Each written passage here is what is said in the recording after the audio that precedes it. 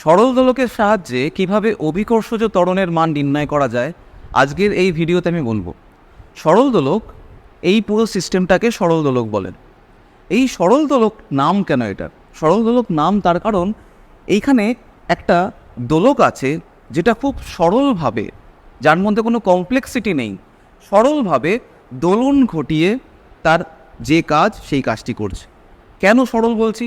তার কারণ এই সরল দোলকের মধ্যে একটি দড়ি আছে, খুব সূক্ষ্ম সুতোর মতন দড়ি, যেটার ভর নগণ্য, আর তার সঙ্গে তলায় একটি ভারী পিণ্ড রাখা আছে। এই যে পিণ্ড, এই পিণ্ডটাকে একটা বব বলে সাধারণত একে। এই পিণ্ডটা পিতলের তৈরি একটি ভারী বস্তু।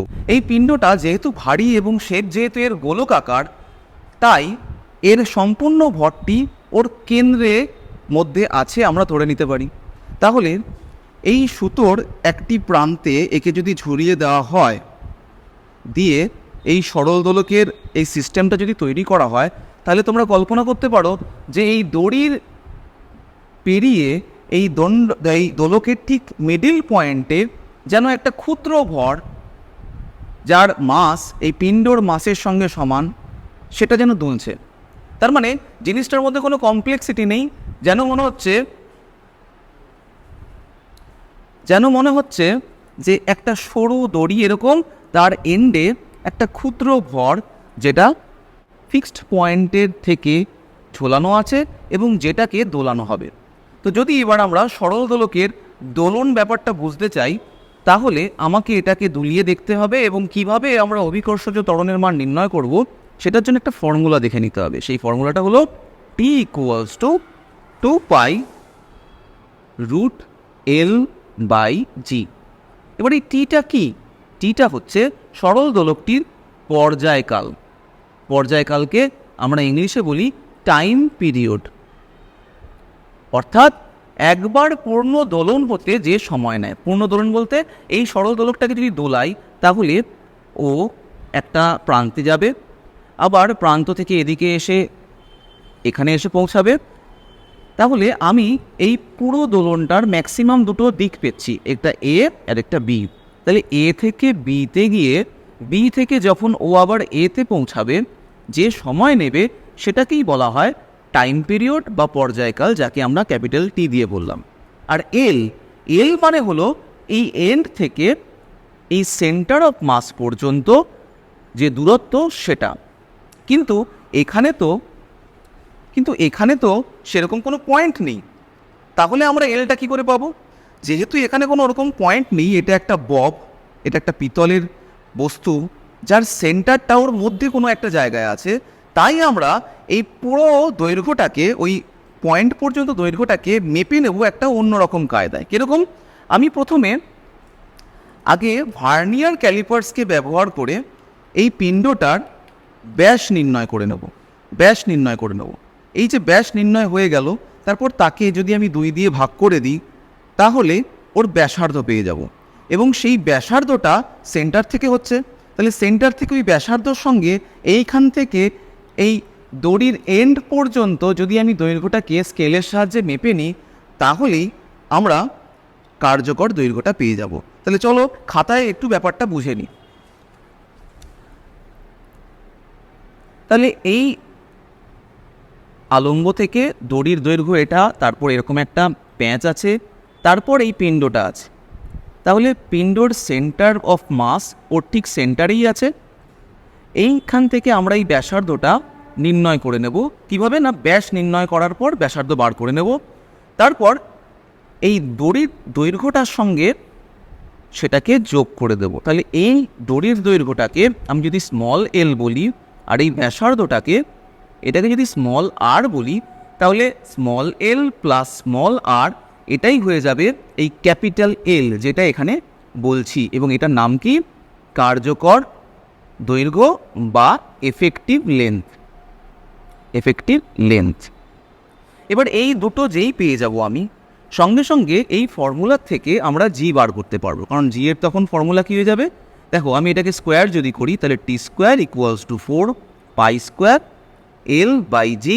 তাহলে g = 4 4π² L divided by T square. তাহলে এল এর ভ্যালু আর টি স্কোয়ারের ভ্যালু বসিয়ে দিলে, আর 4π² ভ্যালু যেহেতু কনস্ট্যান্ট, তাহলে জি এর মান আমরা পেয়ে যাব।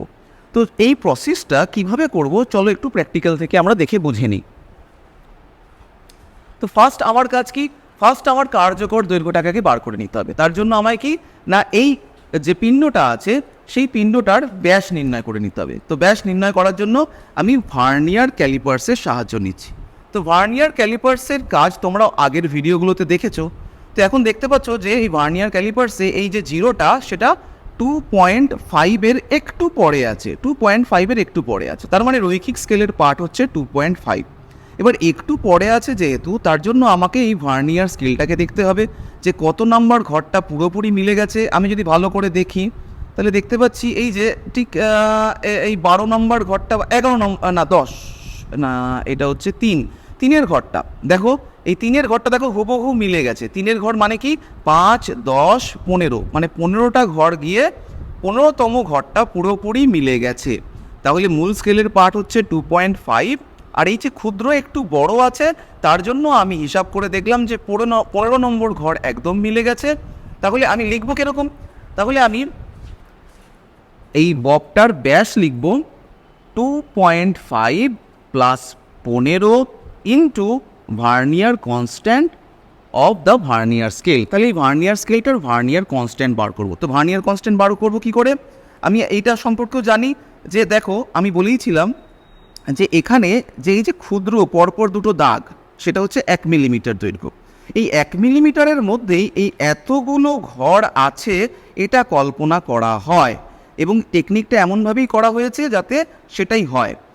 তাই এই 1 মিলিমিটারের মধ্যে যদি এতগুলো ঘর হয় তাহলে সেখান থেকে আমি ভার্নিয়ার কনস্ট্যান্ট বার করলে vernier constant is equals to 1 millimetre divided by 50। কেন 50 বললাম, তার কারণ এখানে ভার্নিয়ার স্কেলে 0 থেকে 0 পর্যন্ত তুমি যদি হিসাব করো 5, 10, 15, 20, 30, 35 এরকম করে করে চলে যাচ্ছে 0 পর্যন্ত। টোটাল দেখতে পাচ্ছি 10টা ঘর আছে, এবং প্রত্যেকটা ঘরের 0 থেকে 1 পর্যন্ত 5টা ঘর, তার মানে 50টা ঘর আছে।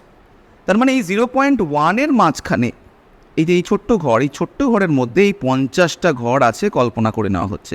আর এই ছোট্ট ঘরের মান কত, 1 মিলিমিটার। তাই 1 মিলিমিটারকে আমি 50 দিয়ে ভাগ করলে ভার্নিয়ার কনস্ট্যান্ট আমি পেয়ে যাচ্ছি। তাই বার করছি, বার করলে দেখি কত হয়। যদি 1 মিলিমিটারকে আমি 50 দিয়ে ভাগ করি তাহলে এটাই হয়ে যায় 0.02 মিলিমিটার। এবার এইটা তো সেন্টিমিটারে, তাহলে এটা মিলিমিটারে না রেখে এটাকে সেন্টিমিটারে নিয়ে যাই, তাহলে কত হচ্ছে 0.002 সেন্টিমিটার। তাহলে হয়ে গেল কত, 2.5 প্লাস 15 ইন্টু 0.002 সেন্টিমিটার। পুরোটাই সেন্টিমিটার যেহেতু বাইরে ব্র্যাকেট দিয়ে লিখলাম। তাহলে কত হচ্ছে 2.5 প্লাস 15 ইন্টু এটা হলে 0.030 সেন্টিমিটার, মানে 2.530 সেন্টিমিটার। তাহলে এটাকে আমি ব্যাসার্ধ বলবো। তাহলে 2r হচ্ছে এটা 2.530।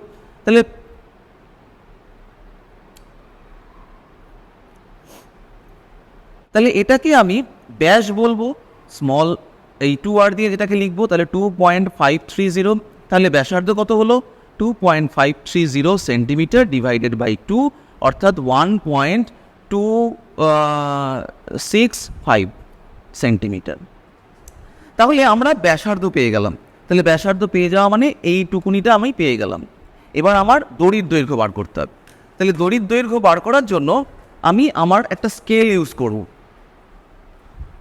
এই যে স্কেল, এই স্কেলের সাহায্যে আমি, এটা একটা 1 মিটার লম্বা স্কেল, 1 মিটার দৈর্ঘ্য মানে 100 সেন্টিমিটারের দৈর্ঘ্য। তো এখানে আমি দেখতে পাচ্ছি এটা 84-এ গিয়ে মিলছে। চলে এসো দেখাবে, দেখো 84-এ এসে এখানটায় মিলছে। আমি এই পর্যন্ত নেব, এই যে আমি যদি এটাকে রাখি 84-এ হচ্ছে, আমি দেখো এই লেন্থটা নিচ্ছি। কেন বলো তো, কারণ এটা যখন দুলবে তখন এইখানটার পর ও কিন্তু দুলতে পারছে না, তাহলে আমাকে এই এন্ড থেকেই শুরু করতে হবে। এই লেন্থ থেকে এইখানের ববের এই প্রান্ত পর্যন্ত আমাকে দৈর্ঘ্যটা নিতে হবে, যেটা পেলাম আমি 84 সেন্টিমিটার। তাহলে 84 সেন্টিমিটারের সঙ্গে আমার একটু আগে পাওয়া যে ব্যাসার্ধ 1.265 সেটাকে যোগ করে দেবো। তাহলে 84 প্লাস 1.265 এটা যোগ করে দিলাম, এটাই হচ্ছে ক্যাপিটাল এল, অর্থাৎ 85.265 সেন্টিমিটার। এবার তাহলে আমার এল তো পাওয়া হয়ে গেল, এবার আমার টাইম পিরিয়ড নির্ণয় করতে হবে। তাহলে টাইম পিরিয়ড নির্ণয় করার জন্য আমার প্রয়োজন একটা স্টপ ওয়াচ। এই যে স্টপ ওয়াচ, এইটা দিয়ে আমি স্টপ ওয়াচটাকে স্টার্ট করব, আর এটাকে দিয়ে স্টপ করব, আর এটা দিয়ে রিসেট করব। এবার এটা ক্যালকুলেশন কিভাবে করব? দোলনকাল মানে তো জানি আমি যে একবার পুরো এ থেকে বি গিয়ে আবার বি থেকে এ আসলে যে টাইমটা লাগে সেটা, কিন্তু এটা তো খুব অল্প সময়ের মধ্যে হবে। তাহলে সেক্ষেত্রে অত অল্প সময়ের মধ্যে করব কী করে আমরা? তার জন্য আমি একবারে না করে এই পূর্ণ দোলন আমি 20 বারের জন্য মাপবো। 20 বার, এরমভাবে টোটাল 20 বার পূর্ণ দোলন হবে। তার জন্য টাইমটা ক্যালকুলেশন করব, করার পর সেটাকে 20 দিয়ে ভাগ করে দিলেই আমি টাইম পিরিয়ডটা পেয়ে যাব। তাহলে আমি 20 বারের জন্য ক্যালকুলেশন করব, তার মানে T/20 জন্য টাইমটা যেটা পাচ্ছি সেটা পাবো, তারপর 20 দিয়ে ভাগ করে দিলে আমি টিটা পেয়ে যাব। এবার এই যে দোলাবো কতটা কোণ করে দোলাবো? দূরে যাও। আমি কি এত কোণ করে দোলাবো, নাকি একটু কোণ করে দোলাবো? কতটা কোণ করে দোলানো উচিত? তাহলে এটার জন্য একটু সায়েন্সের একটা পার্ট বুঝে নিই, চলে এসুন। তো দেখো, আমি যদি সরল দোলকটার মিন পজিশন, এটাকে বলা হয় মিন পজিশন, স্ট্রেট অবস্থায় যখন আছে, তখন যদি দেখি, তখন এমজি নিচের দিকে কাজ করছে আর সুতোর টান ওপর দিকে আছে। এবার ওকে যদি আমি অনেক বেশি কোণ করে দোলাই, ধরো এই কোণটা যেটা অনেকটা বেশি, তাহলে এমজি তখন এদিকে কাজ করতো, কিন্তু টান তো এদিকে কাজ করতো। তাহলে এমজিকে আমি দুটো ভাগে ভাঙতে হতো।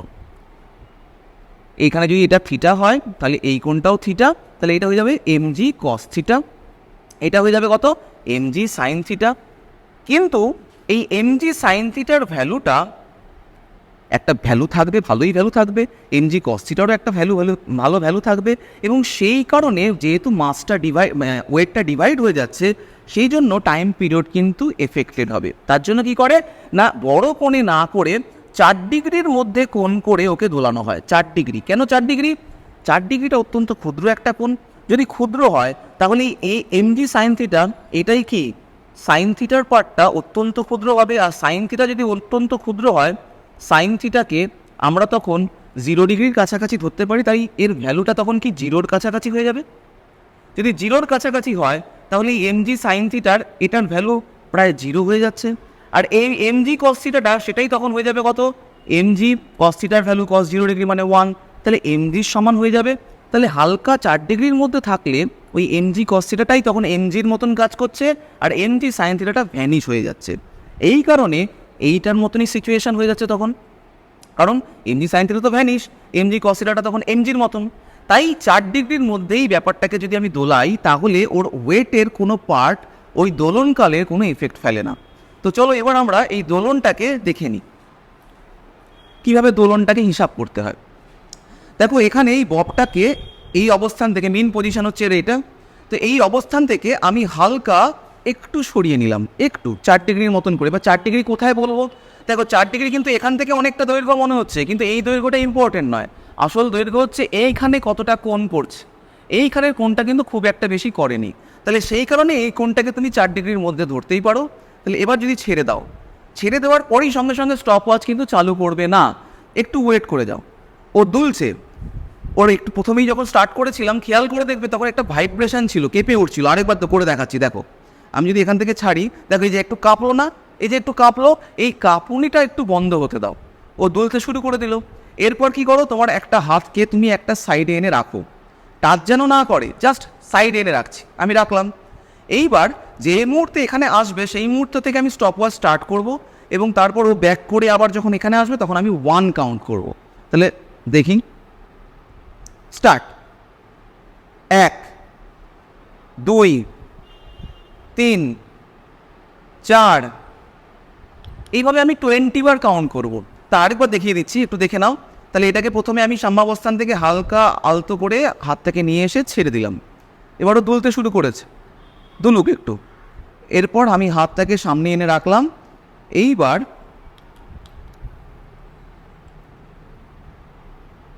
স্টার্ট। 1, 2, 3, 4, 5 6 7 8 9 10 11 12 13 14 15 16 17 18 19 20। তাহলে 20 বারের জন্য আমি দোলনকাল মাপলাম এবং দোলনকাল কত পেলাম? 37.09 সেকেন্ড। এবার এইটাকেই আমি 20 দিয়ে যদি ভাগ করে দিই তাহলে দোলনকালটা আমি পেয়ে যাব। তাহলে 20 বারের জন্য আমি মেজার করার পর তাকে আমি 20 দিয়ে ভাগ করে দিয়ে ওর অ্যাকচুয়াল দোলনকালটা পেয়ে যাব। তাহলে টি পেয়ে গেলাম, আর অলরেডি আমি কার্যকর দৈর্ঘ্যটা মেপে নিয়েছি। তাহলে টি আর এলকে বসিয়ে দিলেই আমরা জি এর মান ক্যালকুলেশন করে ফেলতে পারবো। এবার এটা স্যার কবার করব? দেখো, যখনই আমরা এক্সপেরিমেন্ট করি সেই এক্সপেরিমেন্টটা কিন্তু একবার করা উচিত নয়, এক্সপেরিমেন্টটাকে আমাদের বারবার করা উচিত। কেন? কারণ তোমরা ত্রুটি বা পরিমাপের ক্ষেত্রে একটা জিনিস অন্তত জানো যে বারবার মেজারমেন্ট যদি তুমি করো এবং তারপর তার অ্যাভারেজ যদি ক্যালকুলেশন করো, সেই অ্যাভারেজটা হয় ট্রু ভ্যালুর কাছাকাছি। কারণ তুমি কোনোবার মেজারমেন্টে তোমার ভুল হতে পারে, তো ভুল মাপটাকেই তুমি 100% শিওর করে ধরে নিচ্ছ, সেটা তো করবে না।